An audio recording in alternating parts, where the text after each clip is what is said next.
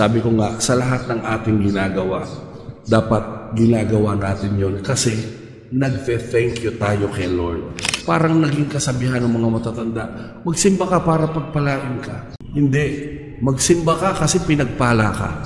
Sasabihin, magbigay ka para pagpalain ka. Hindi. Magbigay ka kasi pinagpala ka na. Hindi ka naman makakapagbigay. Hindi ka rin makakapag-thank you kung patay ka na.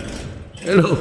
Sabi nga sa Awit 116 verse 17, ako ngayon maghahandog ng haing pasasalamat. Ang handog kong panalangin sa iyo ko ilalaga. Unang-una nakafocus ang talatang ito patungkol sa pasasalamat sa Diyos. Nag-aanyaya sa atin na maghandog ng pasasalamat sa Diyos bilang pagkilala sa kanyang kabutihan at mga biyayang natatanggap natin. Pangalawa, panalangin at pagsamba. Ipinapakita ng talata ang kahalagahan ng panalangin at pagsamba bilang paraan ng pagpapahayag ng ating pasasalamat at pananampalataya. Palagi po nating tandaan sa talatang ito.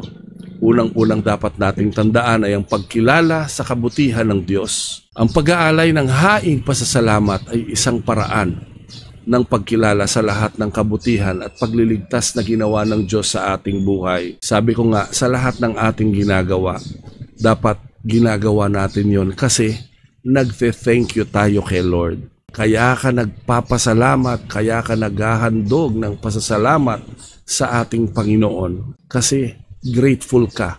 Kaya kami ginagawa para sa kanyang kaharian kasi grateful ka. Hindi ka gagawa para sa kanyang kaharian para may makuha ka. Kasi di ba parang naging kasabihan ng mga matatanda, magsimba ka para pagpalain ka. Hindi. Magsimba ka kasi pinagpala ka.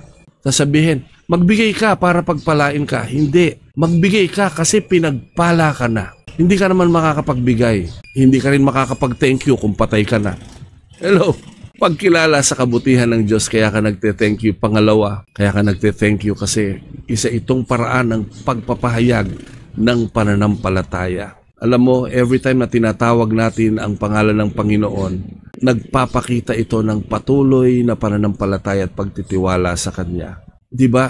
Pag may mga pagsubok, anong una mong ginagawa? Jesus! Pag may sakuna, Jesus! Pagpapahayag ng pananampalataya.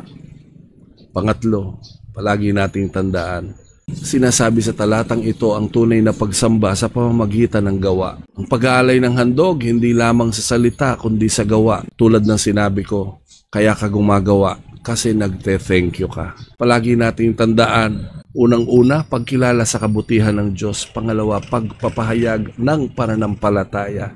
Pangatlo, pagsamba sa pamamagitan ng paggawa.